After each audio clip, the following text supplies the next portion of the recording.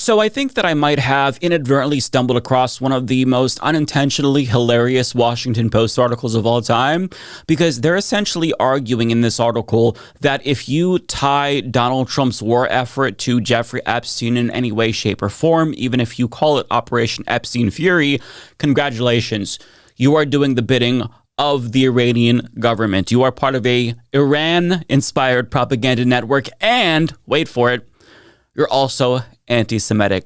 Now, to get here, they make a lot of logical leaps based on anecdotes. Nonetheless, this is the argument that they're making, and I want to just share it with you because I think it's quite the doozy. So it's titled, Pro-Iran Propaganda Network Gains Traction with Posts About Epstein. I wonder why. Online accounts pushing Tehran's talking points find viral success with Epstein conspiracy content. Now, first and foremost, I actually find it offensive that they're giving Iran credit for that. Sure, maybe they're tying Trump to Epstein as well and saying that this war is an attempt to distract from that. But it's actually the left and even some liberals who have been doing that the most effectively. So the fact that they're just saying, actually, you guys get no credit, I do take issue with that because we've been pushing hard that this is Operation Epstein Fury or Operation Epstein Friendly, alternatively. Nonetheless, they basically base the entire premise of this argument on one particular viral post on Twitter that comes from a seemingly pro-Iranian account of an AI-generated video of blindfolded girls being paraded past Donald Trump while he's watching them in his underwear. And then the account shares a caption that says, "These pedophile perverts started a war so that this wouldn't be talked about," or something like that.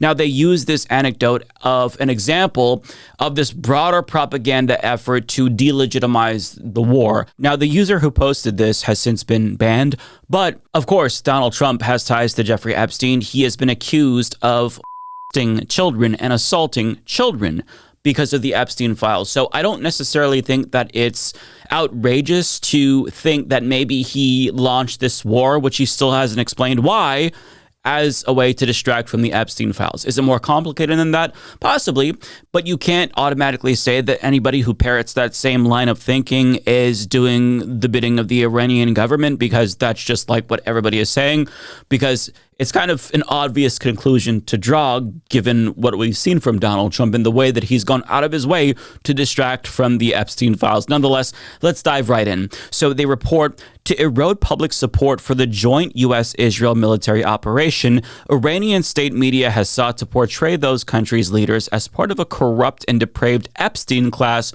or Epstein regime. While such content often fails to gain much traction outside Iran, that's bullshit, the message is spreading through generically named news accounts that researchers say appear to be using the Epstein conspiracy theories to serve pro-Iran talking points to a global audience. Quote, "There is a lot of Epstein-related content being pushed out to draw eyeballs," said Brett Schaefer, who directs U.S. research and policy at the nonprofit Institute for Strategic Dialogue. "The logic, you come for the Epstein content and you stay for the propaganda." Okay, but the irony is that this article is propaganda. If you genuinely think that it is propaganda to tie everything Trump does to Jeffrey Epstein, that claim is propaganda itself. But is every single thing Donald Trump does related to Epstein?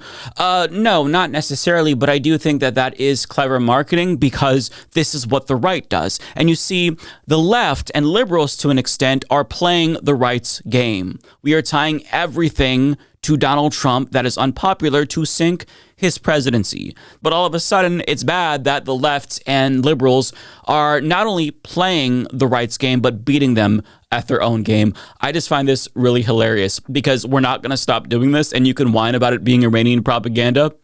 So be it. I guess that we're all going to be espousing Iranian propaganda because we're saying what we've been saying, that yes, Trump is attached to the Epstein class. That's a fact. And on top of that, like, to downplay his association with Epstein, I actually do find that very nefarious because this is by far and away one of the biggest actual conspiracies in American history. It makes Watergate look like nothing by comparison. And we still don't know everything that there is to know about the Epstein files, as well as Donald Trump's connection with Jeffrey Epstein. We're learning more, sure, and it's disturbing, but like the government is actively trying to cover up Donald Trump's association with Epstein. But if we reference that, then we're doing propaganda for the Iranian regime. Somehow I think that this isn't going to convince people to stop talking about it. But there's more. The White House is aware of attempts by the Iranian regime to influence public opinion in the United States, which is why we have consistently warned the fake news against being used by these bad actors and amplifying their propaganda, White House spokeswoman Anna Kelly said Monday. So while they're accusing us of doing the bidding of the Iranian regime, they're doing the bidding of the Trump regime, because this is exactly what they want. They want you to think that you are operating at the behest of a foreign government if you talk about Jeffrey Epstein and tie Donald Trump's actions to Jeffrey Epstein. But I'm sorry, the irony is that you're the ones doing that. Okay, Trump is controlled by the Epstein class. Yes, I'm going to use that word, cry about it.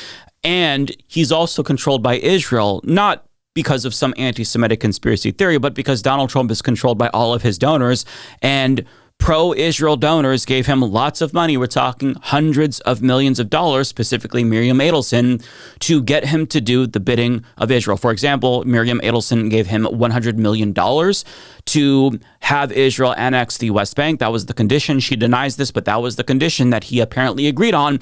And guess what's happening right now? Israel is in the process of totally annexing the West Bank. So to talk about this, it's not a conspiracy. The conspiracy is the reality now. And for them to brand people as conspiracy theorists to refer to Jeffrey Epstein's ties to Donald Trump, this is low-key the actual propaganda at the behest of a regime that they're trying to call out here. It's just that they're doing the propaganda at the behest of the American regime, so it's good. Propaganda, at the behest of Iran, bad. Propaganda at the behest of, America, good. But it's not like saying Jeffrey Epstein and Trump were friends or associated and calling this, Epstein Fury is automatically Iranian propaganda, because, again, we've been talking about this shit before Iran. So it's just crazy that they're making this argument. But it gets worse, because apparently if you refer to Operation Epic Fury as Operation Epstein Fury, well, I've got bad news for you. You're anti-Semitic. This is an actual argument that's being deployed in this article. Quote, the conflict has also sparked a sharp rise in anti-Semitic content, according to researchers from the Anti-Defamation League, a Jewish civil rights organization. This is not a Jewish civil rights organization anymore. It is a pro-Israel, anti-Muslim hate group. But they continue, some of it seeking to link Epstein, who is Jewish, to the conflict. Pretty quickly after the conflict began, this conspiratorial rebranding of Operation Epic Fury, the U.S. military's official name, into Operation Epstein Fury, started circulating on social media platforms because it was easy. They gave that to us on a silver platter, said Oren Sagel, the ADL Senior Vice President of Counter-Extremism and Intelligence. They should look into themselves there. An ADL report found that the phrase Epstein Fury was mentioned more than 90,000 times by some 60,000 different accounts on X within the conflict's first 3 days. Well, now they're just posting our wins for us, so I appreciate that. Thank you, ADL. But you see, when we talk about Jeffrey Epstein's crimes against humanity, against children, more than 1,000 victims, we're not saying that it's bad because he's Jewish. People who are bringing this up are saying it's bad because rape and pedophilia are bad. Do I need to explain more? I mean, sure, you have individuals like Candace Owens who make this about Judaism, broadly speaking, and that's bad. They refer to her as an example of this in the article, but I don't think that she's representative of most people who are talking about Jeffrey Epstein. Most Americans are intrigued by this story and horrified by the story because we're finding out so much about the way our elites behave when they think nobody is watching. And I think that that doesn't make you anti-Semitic. It makes you curious. The actual conspiracy isn't him being Jewish. That's not evidence of Jewish people controlling the world, even if idiots like Candace Owens might suggest that. It's evidence that elites are fucking deranged. There's a plethora of people in the Epstein files who aren't Jewish. In fact, most of them aren't Jewish. Elon Musk, Donald Trump. So for them to just tie Epstein being Jewish to, a growing anti-Semitism is incredibly dubious and just laughable. But this is what the ADL has been doing. They've broadened the definition of anti-Semitism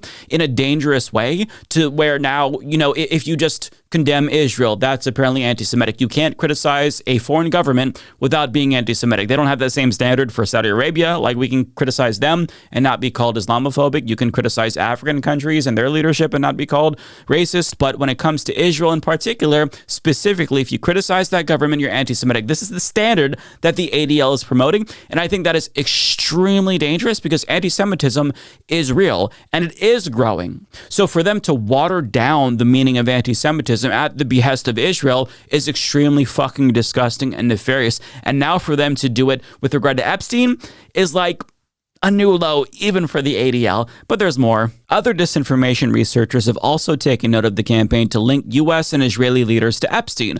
Posts on X that use the phrase Epstein regime, a derogatory reference to the U.S.-Israel alliance, increased 100-fold on the first day of the missile strike, said Emerson Brooking, director of strategy at the Atlantic Council's Digital Forensic Research Lab. Oh, okay, well, if they said it, then it's legit. Several of the most popular posts to use that phrase came from Candace Owens. Right, but she didn't invent that phrase, and you're giving her credit for what everybody else has already been doing. She's just like jumping on the bandwagon. And I don't know why they think that this is going to be persuasive to anybody. We are linking Trump to Epstein because, one, it is unpopular. So, of course, you tie Epstein to Donald Trump, tie everything he does to Epstein because that brings down his popularity. And two, because it's fucking true. I don't think you're unreasonable. I don't think you're a conspiracy theorist if you claim that Donald Trump is trying to get us to look away from the Epstein files, given how he's basically been doing that for a very long time. He doesn't want the Epstein files to get out because, as we now know, due to reporting from Politico and other journalists, he's in them. And he's not just in them, casually. He is in them and implicated in very, very serious crimes. So, of course, he doesn't want to be held accountable. He doesn't even want people to know about this. So for them to suggest that there's something nefarious going on, or that you're anti-Semitic, or you're pushing pro-Iranian propaganda if you point these things out, or you link Trump's war with Iran to Epstein, I just find that extremely stupid. So this is unintentionally hilarious because of how idiotic this argument is. I feel like this is pro-war propaganda, high-key, and they're just concern trolling about like disinformation. And if they use words like disinformation and foreign propaganda, I think that will, in their minds, give people pause before we talk about it, before we use terms like Operation Epstein Fury. I don't know if that's what the author is trying to do, but I know that that's what these researchers at the ADL are trying to promote. And this author is just a useful idiot for their agenda, but I don't give a fuck either way. I'm going to continue to call it Operation Epstein Fury. And because of this article, I'm going to call it that even more, because I feel like these kinds of articles that try to shame the public for rightfully talking about Donald Trump and his intentions, which he hasn't made clear for his war with Iran, his association with Epstein. For them to shame the public for that is actually really fucking dirty and gross. So fuck you, Washington Post. But I mean, we shouldn't expect nothing less from this billionaire-owned outlet. And part of me, like, I know this is going to be conspiratorial according to the Washington Post, but part of me wonders, hey, man, this is Jeff Bezos' outlet. So is he in the files? Does he have something to hide? Is there something to be gained if he, in particular, downplays the Epstein revelations? I don't know. But one thing I do know is that this was a pathetic attempt to try to get us to stop linking Donald Trump to Jeffrey Epstein. Nice try, but you'll have to do better than this. Up yours, up yours, up yours. Sons of bitches. Woke moralist, woke moralist, woke moralist. I dreamed I saw my maternal grandmother. She was stroking herself absent-mindedly. I let her have her way. Her genital region was exposed. I let her have her way.